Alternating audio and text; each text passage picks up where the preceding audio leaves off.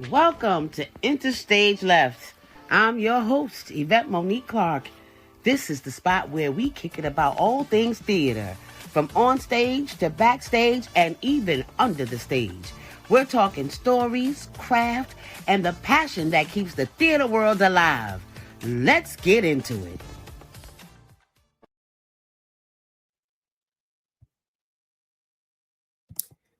Okay, everyone. We are here today with Mark Saunders. Hey! Hey, allegedly he is my number one fan. Absolutely 1,000,000%. And I will hear nothing else. Yes. No one can take the throne. That is our little inside joke. That's right. Thank you so much for agreeing to do this with me. Oh my God. It's been a while since we've seen each other, and I'm sure lots and lots of things have happened in that time. Lots of things. What I like to do, because I say this every broadcast as if I've done 100 of them, but every broadcast I say, I like to ask people where they're from and how they got started, because we all come from different places and end up on the same stage. So I just want to start by saying, like, where are you from? Great. So hi, I am from St. Louis, Missouri, born and raised, a little Midwestern. Okay. Yes, a Midwesterner. When I first heard you sing, we met at the Rock, Arrow Rock Lyceum Theater. Yes. And and I first heard you sing, and I was like, you have one of the most beautiful voices I've ever heard come out of someone's mouth, right? Oh my God. And so I want to talk about that first. Like, when did you start singing? And I know that I don't know that you're classically trained. I know that you have a classical voice, right? So we're going to get into all of that. So when did you know that you could sing like anything? Yeah, absolutely. So my fun fact for everyone who doesn't know me already is that I don't have a left ear. Yes. So when I was a kid, my grandma was in a she was in a choir in town, doesn't matter which one. And she was like, "Do you want to come sing?" And I said, "Sure, absolutely. I would do anything to spend more time with my grandmother," right? So I went, we auditioned, and the conductor played like a 5-note scale for me to sing back to them. And I was having trouble like matching the pitch, like I couldn't really figure it out. And so then he tried again, and then he realized that I was tone deaf, so I had to jump into piano lessons, which my grandmother got for me, with Mrs. Lauman, God bless her.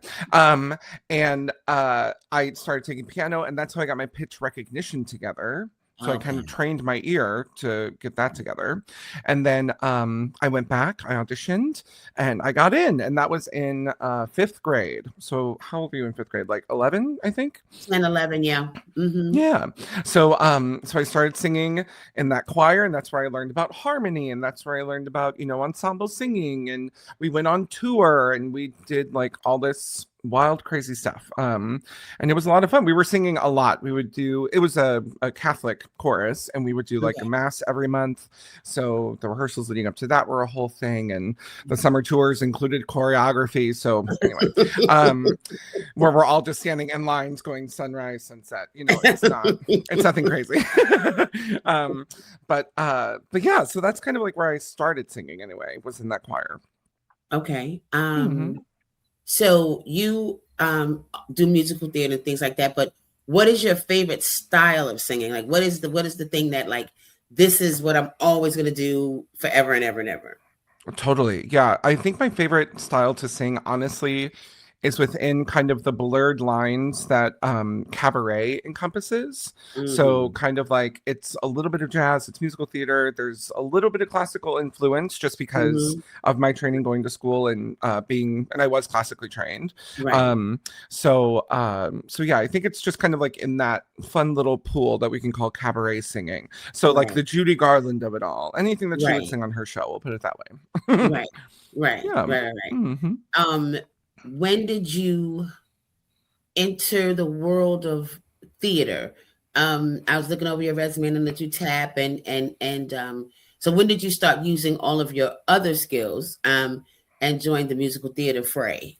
Sure. So my first obsession with musical theater, and I would grab it, but it'd be a little cumbersome to try to grab. But I have the 2 VHS set of Cats, like the original pro shoot. Oh yes, and the way that I wore that tape down. I took it to school when I was in grade school, and I went to my music teacher, and I was like, "Please, Miss Crane, please, can we watch Cats, please?" I would just be so excited. So that's how I kind of like was introduced to the musical theater world. And then I was supposed to do a little like school production, quote unquote, in middle school of Joseph. And I wasn't good enough to play Joseph, so I was going to play the baker. And then the choir that I was a part of had a concert, so I wasn't able to do it. So the next time that I was actually able to participate in theater, because I really didn't grow up doing like community theater and stuff like that. Like it just wasn't a part of my world. We were all going to church and singing in choir. It wasn't really, let's go to the theater, you know. Right. So I ended up going to high school, right? And my first show in high school was Anything Goes. So I was able to do Anything Goes. I was the drunk. My first line ever on stage was "Where?" You're welcome. I screamed it. Bloody murder was coming out. I was just, what? You know, just like screaming, just crazy. So then from there, I did the majority of the plays and musicals that we did in high school. I played Joseph in high school, God save me. And then and that was the year that the Catholic chorus kicked me out because I was missing too much rehearsal because I was playing a biblical character at a Catholic school, God forbid. Anyway. Oh no. I'm not bitter, I'm not upset. So then after during my senior year, I was like, yeah, I want to study musical theater. So I guess, you know, whatever. So I was very nonchalant about the whole audition tour that everybody apparently was going on that I had no idea about. The fact that I auditioned for AMDA felt like I was auditioning for Juilliard, and they were just on an audition tour, like going to different cities and stuff. Right. So they came to St. Louis. And we went. I was offered a spot, and then we found out that they weren't going to give us even half of the tuition in funding and any kind of scholarships or anything. Right. And my surname, unfortunately, is not Rockefeller, right. So I just didn't have the money. So we kind of scrambled. I found a school that a friend of mine from high school went to, which is like 35 minutes from where I'm at, in St. Charles, Missouri. And I went there, and during my time there, that's when I started to actually take dance class. That's when I took my first ballet class, jazz, tap, all that stuff. And that's where I found out that I had kind of an affinity, I guess, for tapping, because of the musical background, because of like rhythms made sense to me immediately. Right. And so I just needed to make my feet do it. So yeah, I mean, that's where I kind of started doing all of that. And I did the shows in college and yada, yada, yada. I never played a lead in college, which was like a bummer for me, like that I, you know, because I was so selfish about wanting to play a lead. I did get to play Nicely Johnson, so that was fun. In Guys and Dolls. And yeah, it was a lot. And the whole school experience conversation is a different show. But that it was wild. I always say that so the school's name was Lindenwood University. And I always say that everyone at Lindenwood has the map on how to get to Lindenwood. But anyone that is not a part of Lindenwood has no idea what's going on. No, where are they? It's the Bermuda Triangle. What are we doing? So it's a lot.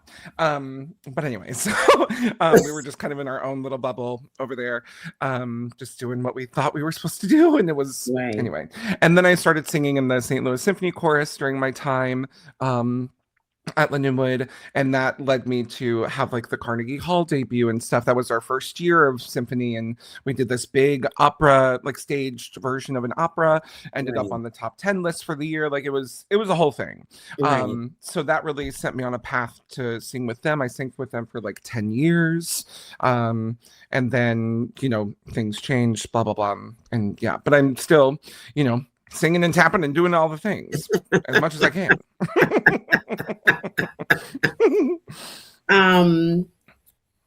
If you had your dream role in a musical or a play, what would that be? I have so many. Yvette, I am Tell me greedy. all of them. I want to play anything and everything they'll let me. The ones that immediately come to mind, and it's kind of awkward because this is when we met at Arrow Rock, but Ursula. I would love to play Ursula. I always said if anyone was going to beat me for the role, it had to be you. So that was wonderful. But I like Ursula, Alban, and La Cage aux Folles.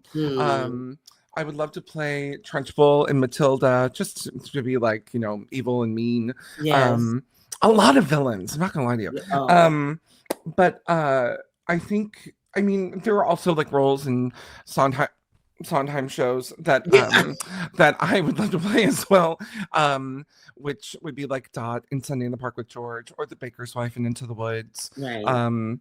And it's funny because I did an all Sondheim show during the pandemic.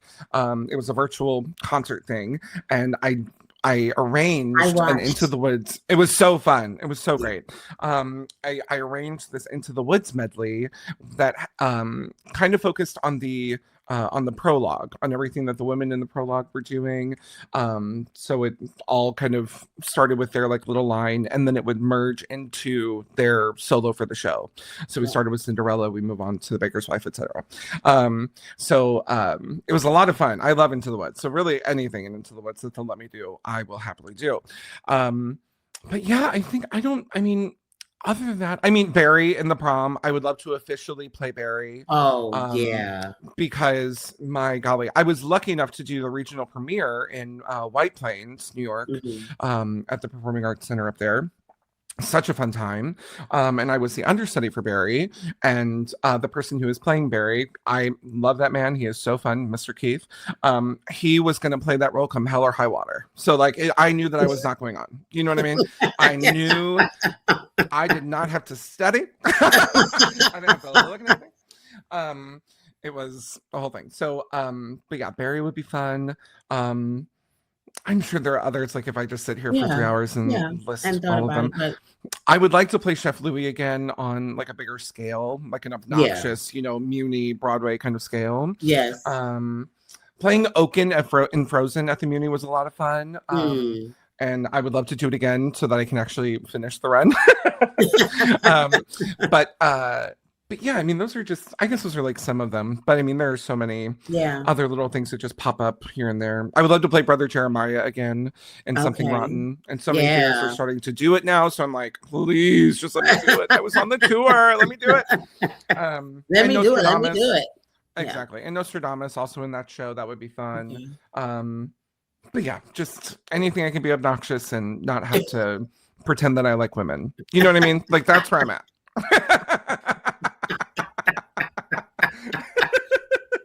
That's fair. That is right, absolutely fair. Yeah. In our journeys, we run across lots and lots of people in this business and in our personal lives, whatever that means. But do you have anyone like a mentor or a teacher who inspired you, or still inspires you to stay in this path, or led you, to the place? It sounds like your grandma was one of those people, but oh my God, my grandmother she was all for it. She was ready to come. She was ready to come see the show. Because she ended up passing while I was in high school, and it was actually my junior year when I played Joseph. So when I was playing Joseph, she was like not well, and she wasn't able to come see the show. So we got like a DVD of it to show her, even though I don't know that she really was able to watch, but she sat up. So, my grandmother was a big inspiration and big cheerleader for me, and I feel that she still is.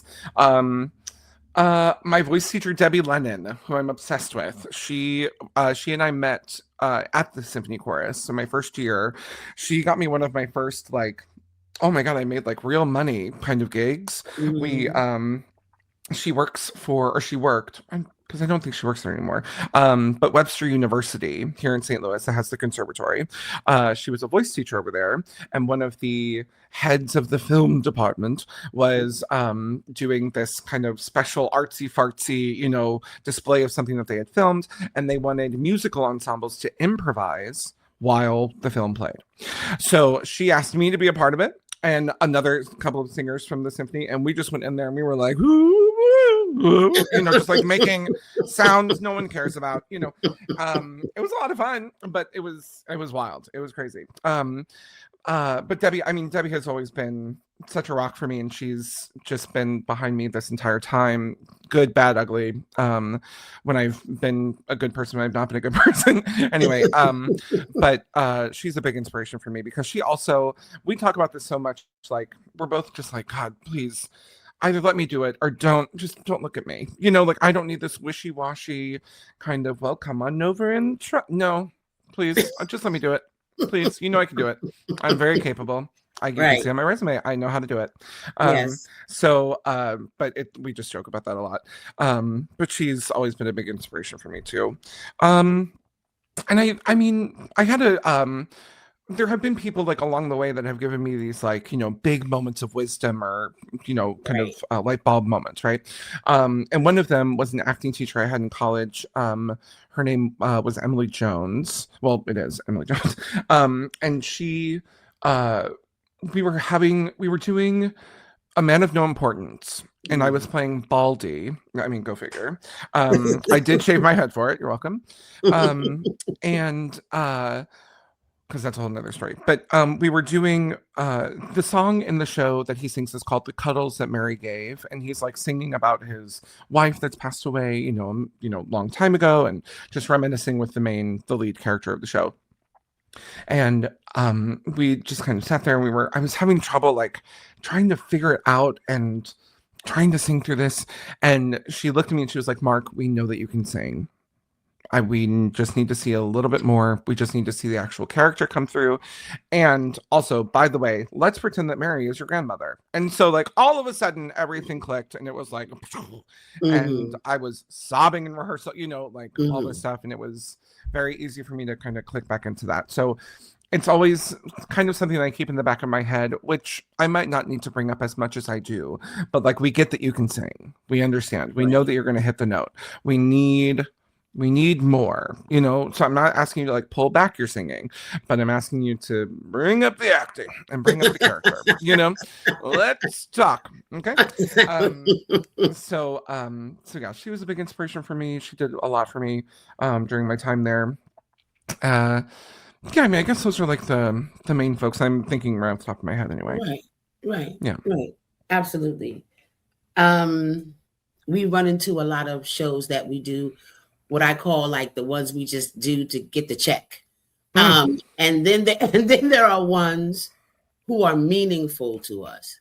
Have you done anything that you were like, yeah, I got that. I need to do that. That's okay. That's it. You know, anything that moved you that you've done. And it doesn't have to be this theater. It could be a singing performance or a cabaret you created, but something that's like, that meant something to you and it wasn't just about the check. Sure. I think it's funny you bring up the cabaret, because I have aside from the Sondheim concert, which was one of those moments where I was like, I need to do this because we were in the middle of a global shutdown. So I was like, Mother of God, let me do this. So I was able to really get a lot out through that, and a lot of creativity, and really some important collaboration that has still stuck with me to this day.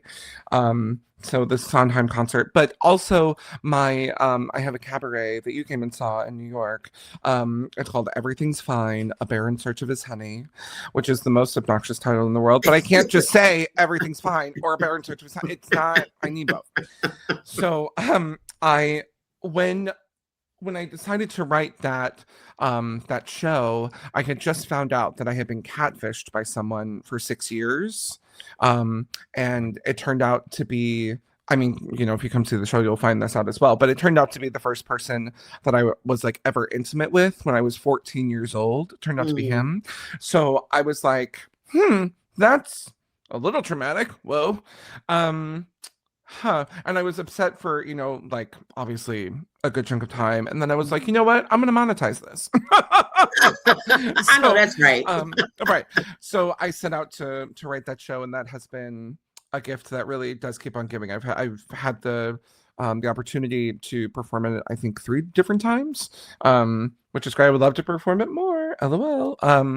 But it's, I mean, it really has just been such a wonderful venture because it's also like ever evolving, right? Because at the time when I originally wrote it, I hadn't gone through like my first relationship or through, you know, other dates or, you know, metamorphosis is happening. So it keeps evolving, and that really keeps it alive and makes it feel like I'm not just doing a carbon copy of the show every single time, which is nice. I also think yes, they're having shows that have been like, okay, I'm doing this for the money, and also shows that have inspired me, and sometimes shows were that at the same time. Does that make sense? Because it was a long contract. It was a long contract. The main one that I'm thinking of, because of the nature of it, was the tour that I did of Something Rotten. We were on the road for 10 months. We were tired. We ended up like, and a lot of us were on the road. No one left the show, so that was good. Like everybody did the show the whole time. We didn't have any new people come in. We were very lucky about that. And then also we got to go to South Korea. So like that was incredible. So like that part was like life-changing, to go across the ocean and like really experience a new culture and be like steeped in it, right? But then also we were performing a show that had, I think, 30 plus drops in theaters that did not have fly spaces. So we were making it happen. It was a non-equity tour, you know, you do what you can. We ended up having an A and B show, where like the B show is where things sometimes don't happen. So, and I'm going to enter from this side instead of that side because the theater isn't big enough. Yay. So there were definitely, you know, kind of Tim Gunn make it work moments on that. But I mean, it was such a wonderful learning opportunity. Met some incredible people that I'm still in touch with. And I think another contract that really pushed me was one that we did, Utah Shakespeare Festival, because I had never done a contract where the shows were truly in rep, meaning that we were doing multiple shows in a day. So like doing a play or a musical in the afternoon, a play at night, you know, and vice versa. And that was wild. That pushed me so hard, and I loved every second of it. It was a lot of fun. And the fact that we were there together was incredible. The fact that we were not in the show together was criminal. But because we were there for like 4 or 5 months and we barely saw each other. I was like, hello.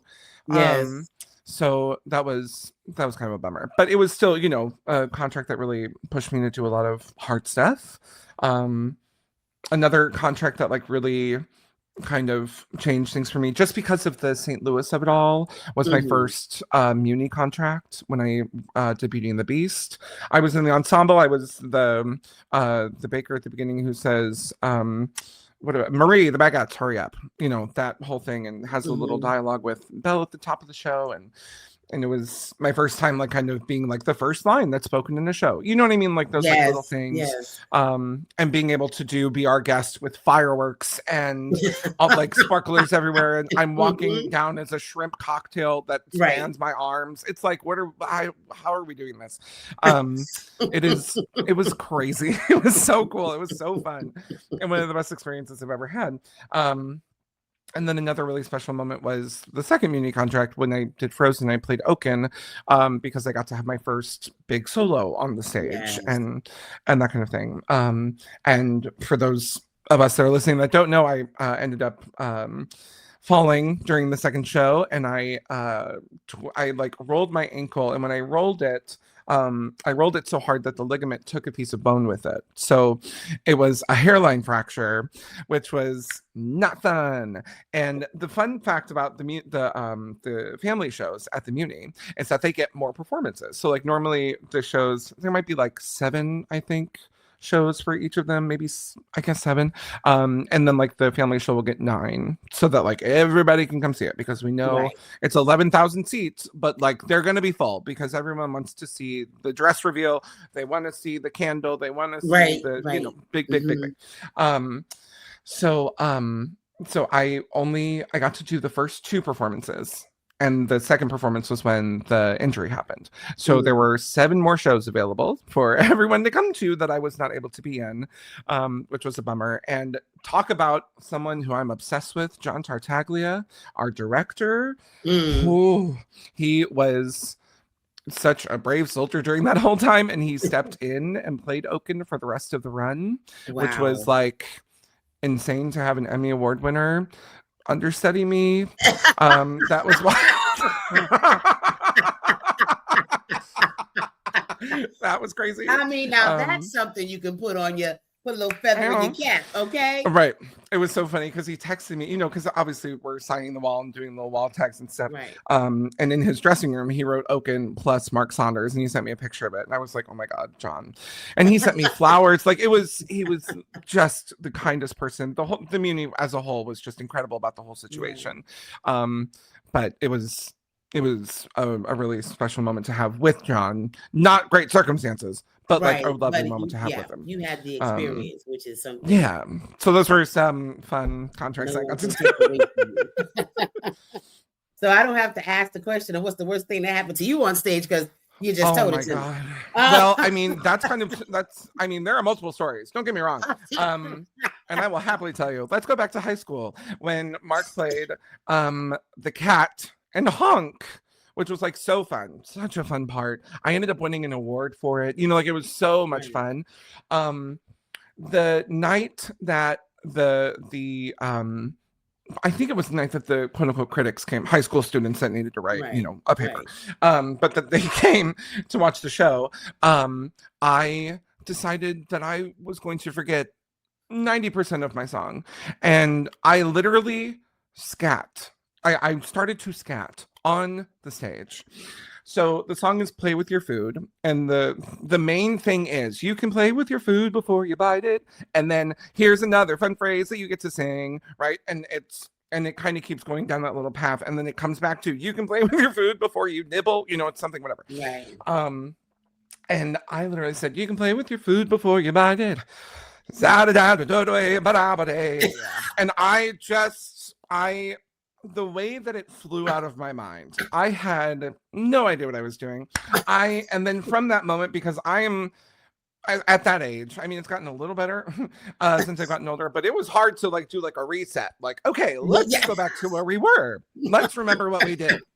And not have this crazy stress about, oh my God, I'm going to forget it again and end up forgetting it because I'm afraid of forgetting it. Of forgetting it. So that was wild. Let's see. Another fun time in high school, we were doing Much Ado About Nothing by the lovely Shakespeare. And I was playing Balthazar the musician because duh. Which is also where we found out that I have near perfect pitch. It's very fine-tuned relative, but that was where we found that out, which was fun. And by fun, I mean everything else was out of tune and I was not. Anyway, so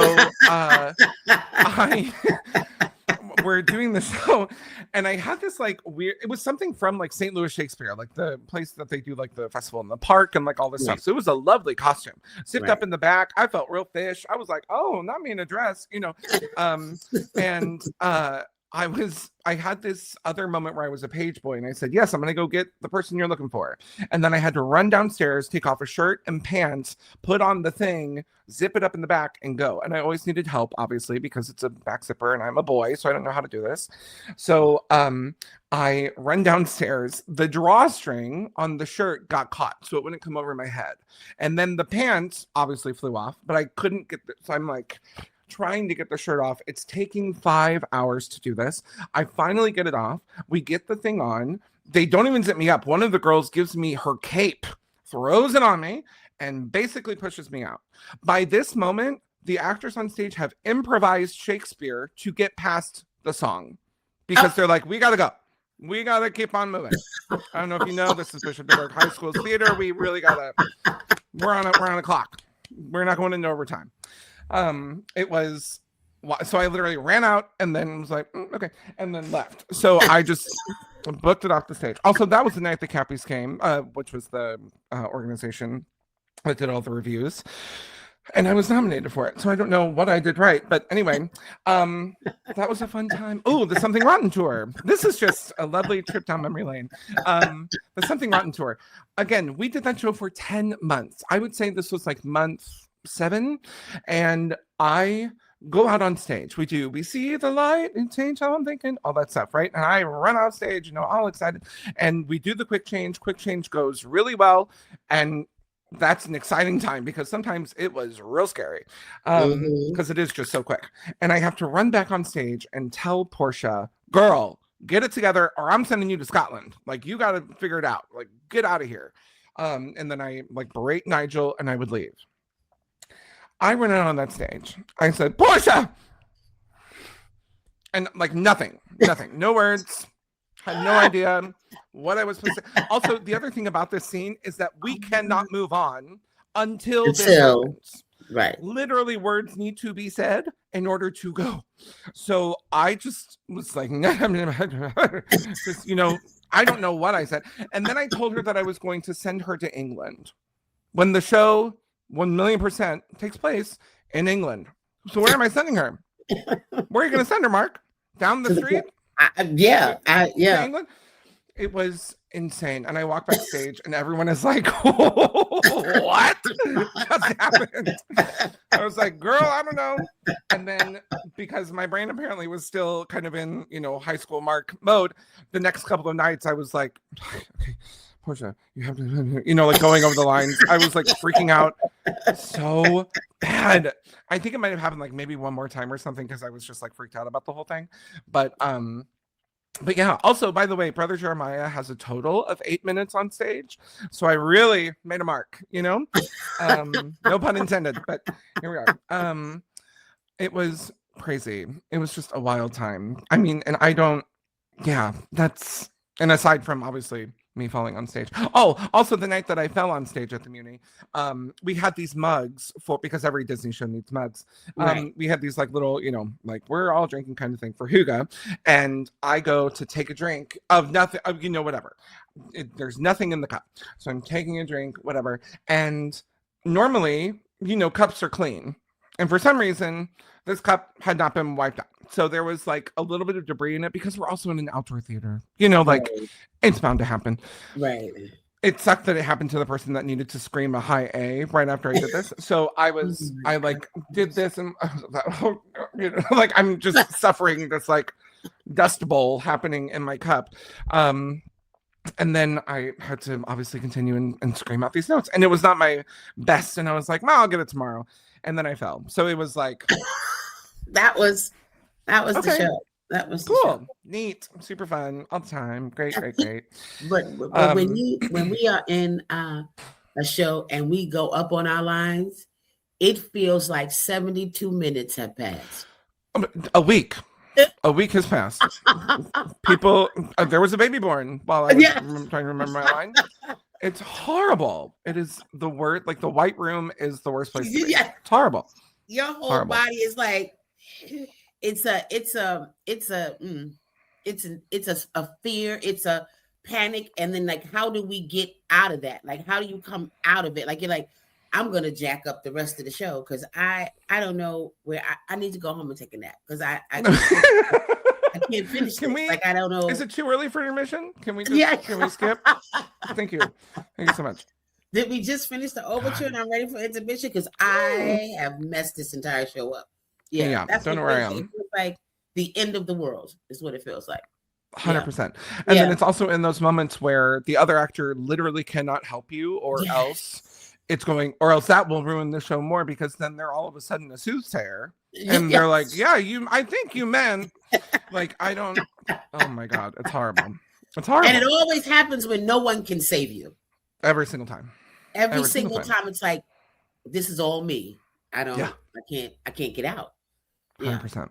Yeah, it's terrifying and exhilarating all at the same time. It can either make it the best show you've ever done because now you are heightened, your senses are heightened, or it could be like, I got nothing left for the rest of the day.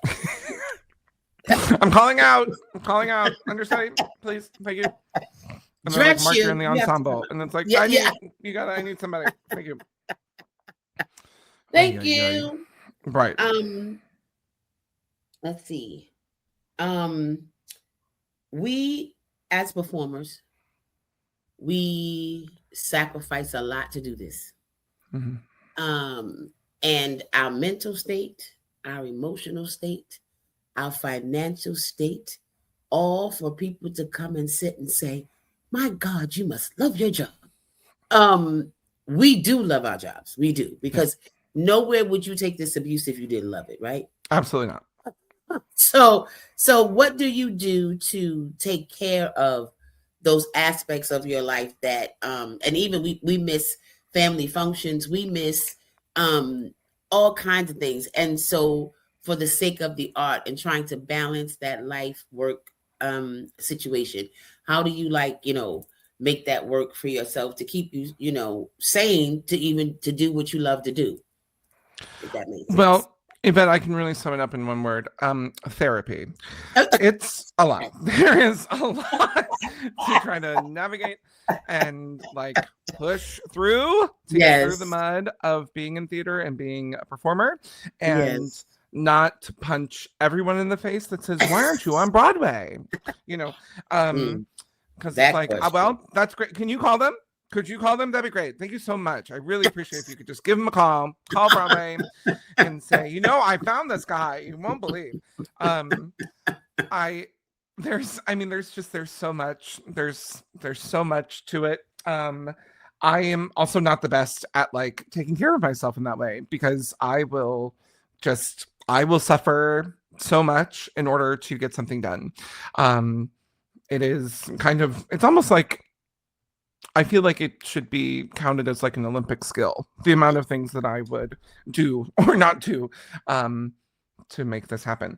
Um, yeah, it's the whole, first of all, money is like a huge trigger for me because of the fact that like I never have any. Like it just seems it's just evading me, I'm in like the big like swoopy wind tunnel, the big swoopy wind tunnel thing where the money is all around, and I'm like, nope, can't get it. Where? What? It's Yeah. horrible.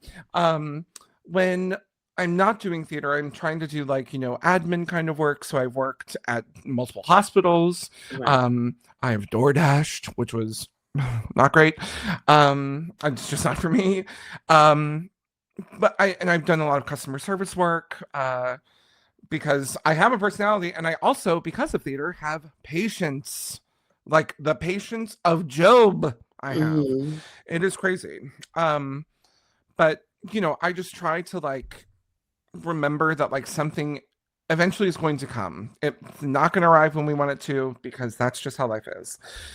It will arrive on time in Yes. some weird mystical way.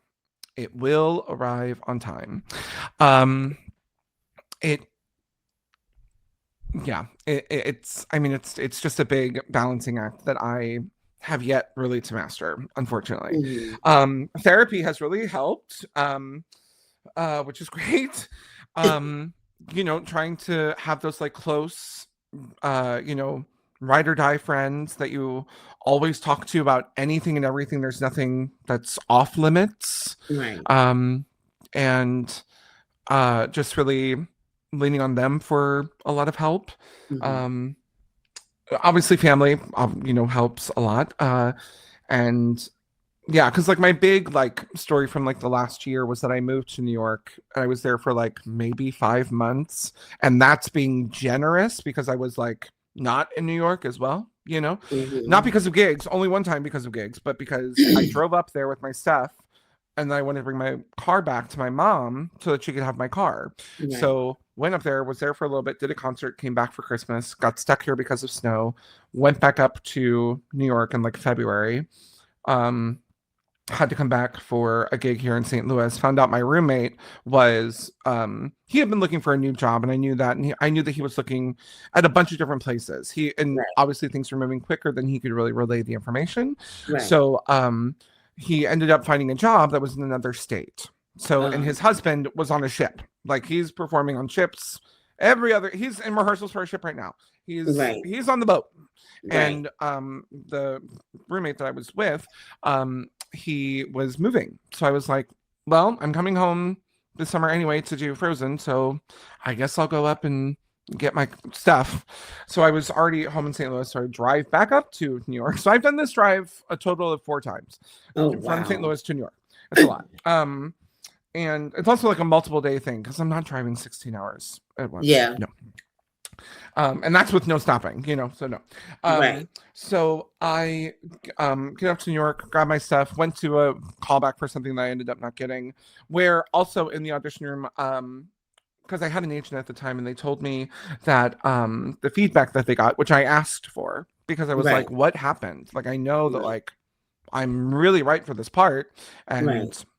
And then they ended up saying, well, Mark just takes up a lot of room. It takes a lot of space in the room. So it can kind of be off-putting. And I was like, and I will tell you which role it was for later, but I was like, girl, for this part, you don't want someone taking up space? Are you out of your mind? Anyway. Now you must tell me what this was for. Girl, I will. I'll tell you after the show. Okay. So, because I'm not, I'm not going to put people on blast. Okay. I know. Because the internet is what? Forever. Okay. Forever. So, anyway, so then I grab my stuff. I start driving back home. I'm in Ohio, about an hour and a half away from where I'm staying for the night. And I'm like, oh, thank God I'm on this like last little chunk of time. I'm going to be fine. And then a deer decides to walk into the middle of the road. And I collide with the deer head on. It wasn't like, a side swipe or anything. So hit the deer. The deer kind of like went limp, and I think that it like ran off. Like I don't think I killed anybody. So fine. But I had to then pull off to the side of the highway because I was smelling something that was not good. So I pull off to the side. Long story short, I had to end up getting a rental in Ohio, drove home. Then they told me that they totaled out my car. And so then I had to get a new car. And it was a lot. And this was like all to come home for rehearsals to start. So then I immediately started Frozen a couple weeks later, maybe. And then the incident happened on stage, and then I was out of commission for months. And it really was just kind of like one thing after another. So it was crazy. So to answer your question, how do you kind of keep up with yourself? I'm not at this moment. Sometimes you just can't keep up because there's too much that goes on. Because first I went from moving, because right before I moved to New York, I had to move out of my apartment unexpectedly, which was kind of like the catalyst of me moving. Right. And so I took my 2-bedroom apartment and moved it into a bedroom in my mother's house.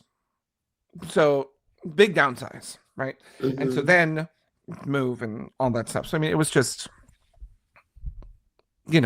we get through it.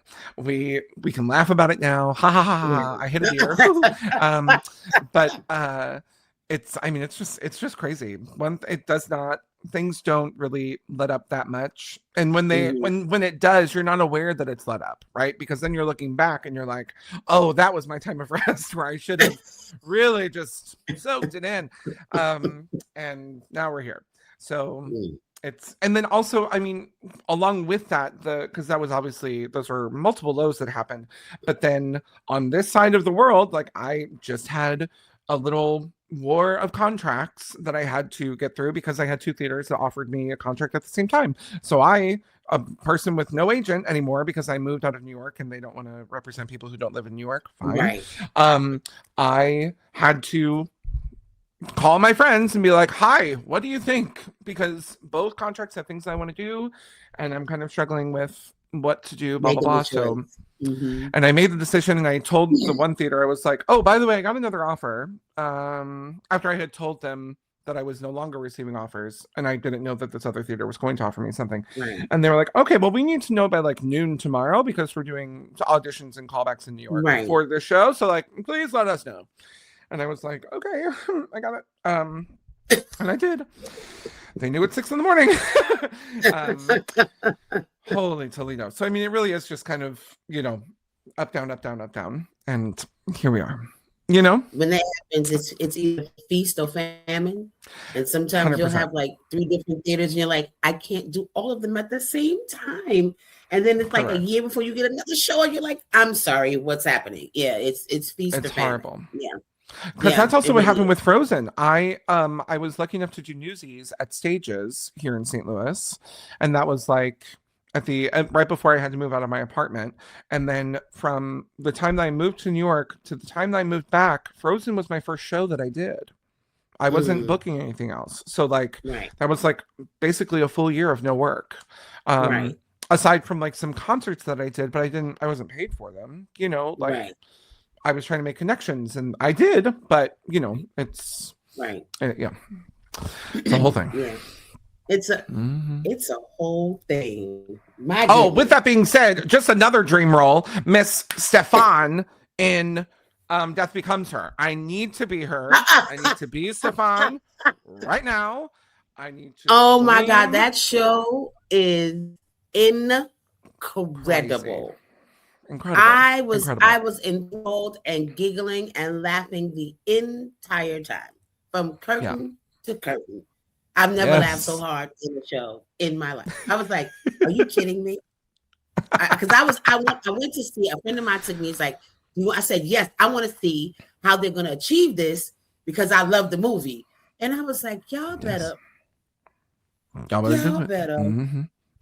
And they did it. They did it.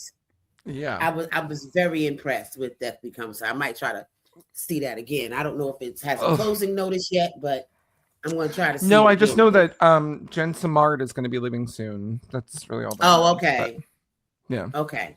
Mm-hmm. Well, that might suck.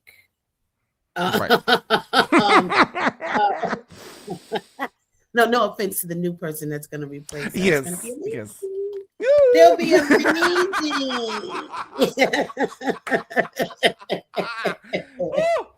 I don't want nobody sending me no emails and no bad comments. I was just joking. You know. Okay, this is why. One of the reasons why I created this podcast, because the industry is changing and nobody sent us the memo. We are all conditioned to audition. And now we are asked to be content creators and have TikTok and Instagram followers. And so it's and the pandemic is, I think, what really was the catalyst for it, because we had to learn how to do lights and sound and backdrops. Exactly. I learned how to do green screen. I was like, honey, I sing, dance, and act. I'm not a tech person, because that's what tech people do, y'all. So I thought when the pandemic was over, we were gonna get back to normal. There is no more normal. And so I always ask, I try to always remember to ask, because I'm also old. How do you You are so silly. God. How do you how are you navigating this new space that all of us are being, herded into, of doing all of the work? I love the being in the room with the people, looking in people's eyes, and still looking into my iPhone drives me nuts. And so how are you navigating this whole content creation we have to become at this point? Totally. So I to be honest, I love a self-tape. Oh God, unpopular opinion. Wow, unpopular. Don't get me wrong, I want to be in the room, because I have been told, obviously only once, that I was too much in the room. But other times I've been told that I was, it's a fun time. It's a party, we're having a great time. We're laughing, we're giggling. We're all able to kind of get a gauge of each other's energy and just be on the fly and show that I can improv and be kooky, whatever. Yes.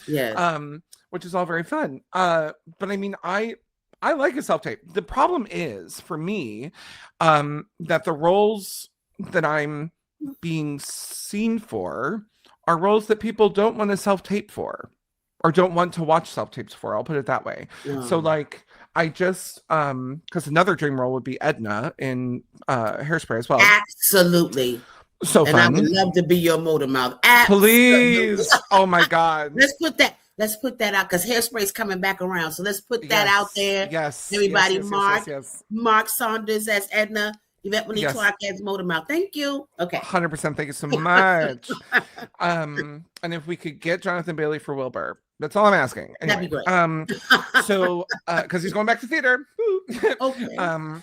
So yeah, I just got an audition for that, which is only auditioning in New York, and that involves me obviously buying a plane ticket with money that I don't have, right. And not kind of like I don't have it, but like I'll spend it anyway. No, like the numbers in my bank account, there are about 4 of them, including the decimal point. So we're not rolling in the money, so I can't really buy a plane ticket at the moment. So I'm gonna have to kind of advocate for myself because I've also been in for this particular production company that's doing it before, where also like no shade, one of my kind of like, I'm not going to say audition horror stories because it wasn't a horror story, but like when I went in for Edna, they asked me to like be the Edna while they were like round robining, Wilbur's. So like everybody was coming in to read with me.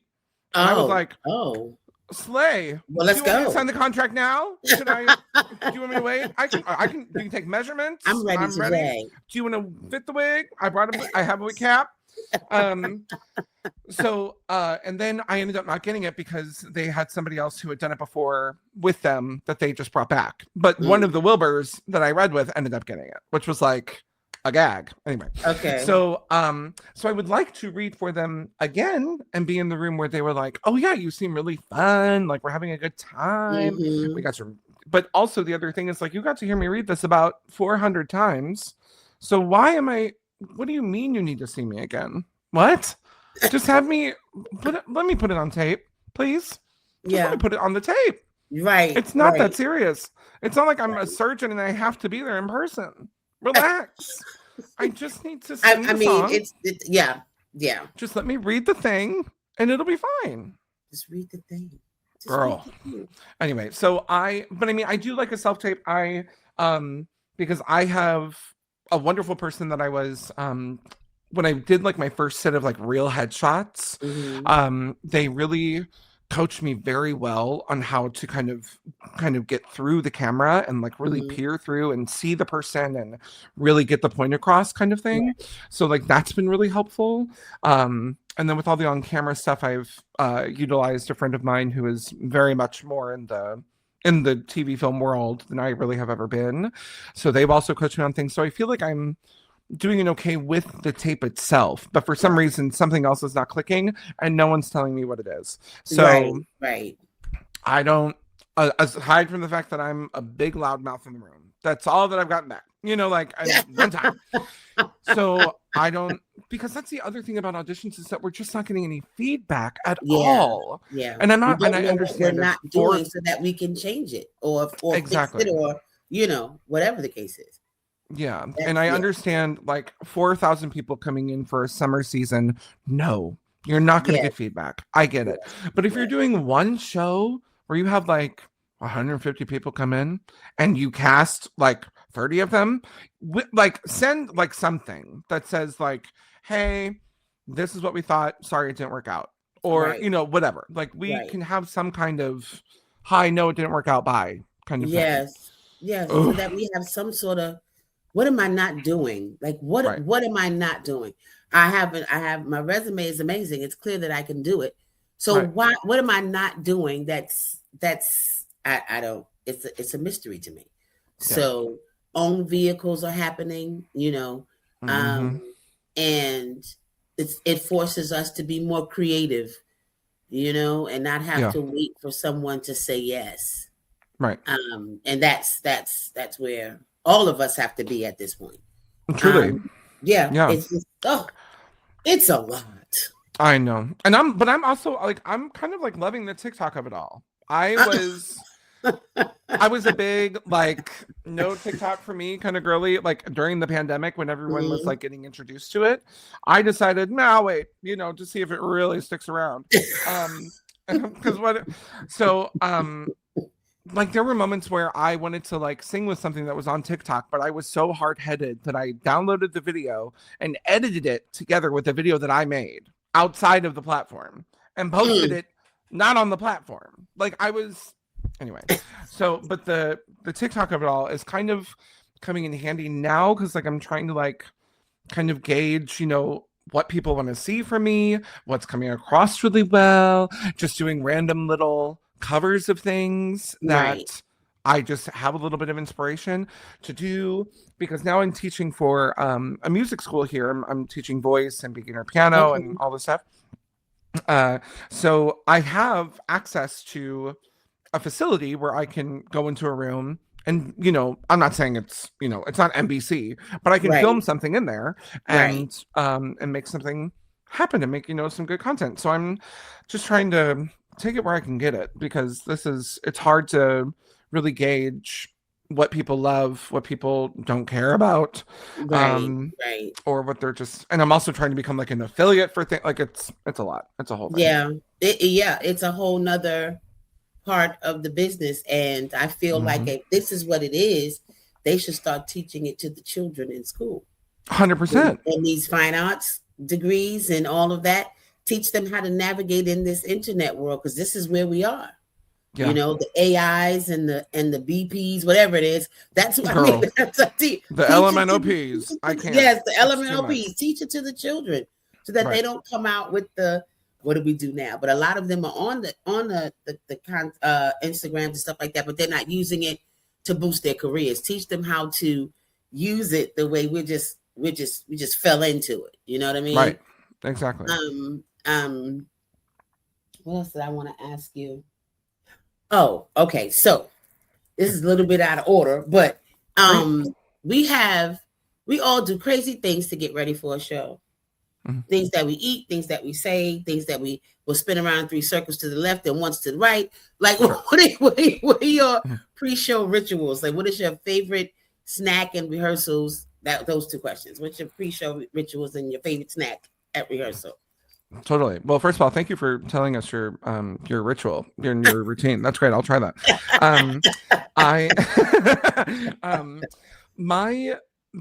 When I'm going to perform, and this more comes in handy with like if I have to go sing early somewhere, like in the morning, if it's a brat mat or if it's like a church service or whatever, I have to eat like a greasy something. So if that means like a Starbucks little sausage, egg, and cheddar, or if it's some random fast food place, whatever. Like I just need something to get over these chords.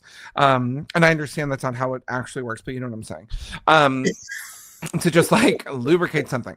But like during rehearsal, like I don't know, like I'm not really much of a snacker. Like I always I feel like such a poser when I try to like go buy like, oh, let me get some like peach rings or something, like silly little things and like just like have it with me. Like, let me bring a trail mix. Like, what are we doing? I need to focus on what we're doing in the thing. I will have my water and that is where I'm going to stop. Yep, that's where I'm going to stop. Because if it's time to eat, that means that we need to leave. Do you know what I mean? Like, I'm not in the room when I'm needing to eat. I'm not in the room. I'm at the house. I'm not in the room. I can't be there when I need to eat. Oh my God, you're making glass water. So yeah, no, I mean, other than that, I mean, besides like little warm-ups and stuff here and there, trying to make sure that the voice is just like ready to go. Right. Which I'm being much more diligent and intentional about now, especially with having to teach people for 4 hours straight and be able to get through that without getting vocally tired. And all, it's a whole thing. So just trying to navigate all that. But that's kind of where that's at, so my rituals really aren't many. And when I was like, because I'm trying to think, like the longest run that I've ever done was the tour of Something Rotten. And I don't think I really had like any super traditions other than like, the order that I had to put on my old age makeup or like I was the first one for wake call, like, yes. Like those kinds of things. I don't really think that I had much. I do love listening to music though. I'm becoming much more of a person who needs to like just not be distracted by people, regardless if I'm sitting there staring at myself in the mirror or if I'm reading a book, which I'm making myself sound like I actually read. I don't. But if I'm like reading the script, or if I'm looking at new music, or if I'm doing something on my iPad, Right. if I'm like watching the next episode of Hacks or something, Right. I need to like focus on something other than people screaming around me, because that's Right. gonna get on my nerves, Lord. And I also was just successfully diagnosed with ADHD, thank God. So now I can start taking medication to help with that, and maybe that will, alleviate some of that anxiety or some of that kind of angst that I feel when a million people are trying to talk around me. Yeah. And then we have the battle axes of the theater in the room that are like, no, you can't play music in the dressing room. That's not. Oh my God. Exhausting. Absolutely exhausting. Like, fine, Terry. Right? I'm gonna put in my earpods then. Thank you so much. Okay, Fred. Okay. Yeah. I like to close the show with what I call stage left quickies. And these are rapid fire questions that you just rattle off an answer. Great. So here we go. Musical or straight play? Musical. I just asked you that. Actor you love to share stage with? Oh my God, you again? I would love. I've always So this is not so rapid fire, but they were doing that show Ginger Twinsies like however many months ago or whatever. It was like off Broadway, and I wanted to do that so badly. And I also joke around that this performer is who I want to do this with, but I would love to do like a sideshow with Josh Lehman. I want to do a show with Josh Lehman so badly. I love Josh Lehman. I would love to be in a show with Beth Level. I mean, there are too many people to name. So many. Okay. Oh my God. I got you. One word to describe theater life. Exhausting. Advice for a new actor walking into their first audition. Everyone really wants you to succeed. And I know that sounds so corny, but like everyone really is on your side. You don't need to try to prove anything, but they want to, because they need you.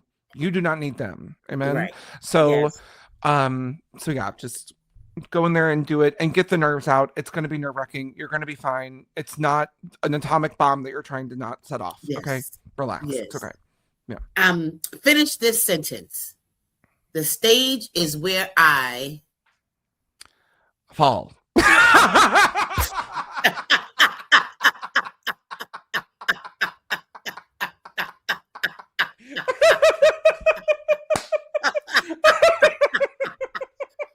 Oh boy. Oh God. No. Oh boy. You're killing me. The stage is honestly where I feel the most like myself. Like I get to be 360 Mark Saunders. Like that's where I feel like I get to be the most myself. Yes. Yeah. Well, Mark Saunders, thank you so much for joining me on my podcast. Oh my God, this was such a dream. You emailed me about this and I was like, in a heartbeat, let's do it tomorrow. Oh my God. Honestly, waiting for this to happen, I was like, oh God, when is it today? It was very Shrek. I know it's today. Yeah. Yes. But yeah, this was such a joy, and I'm so happy. And congratulations on the podcast. This is so exciting. And you're really doing it. This is like official. You're not just like, hey, let's FaceTime. No, we're gonna get this little link. We're gonna do this. Yes. Do this. Make sure you have this. I love it. I love it. Yes. I because for me, I can't function unless I have some type of organization, because I am mentally a mess. So I have to have something that, I understand. I had to get a podcast chair. I got mine. Maybe I should do the sideshow performance. Maybe. I will never leave you. Do you know what I mean? I love I love your face. It was such a pleasure hearing your stories and learning more about you. Because even though we worked in the same space, we didn't have a lot of time to Not be at all. together. And it's never enough. It's never enough. So thank you, my love. I really appreciate you joining me today. Oh my God, it's my pleasure. Thank you for having me. Love you. Love you.